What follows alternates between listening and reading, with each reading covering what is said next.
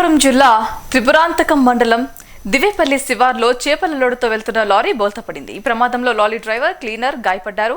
గాయపడిన driver, cleaner ను స్థానిక ఆసుపత్రికి తరలించారు.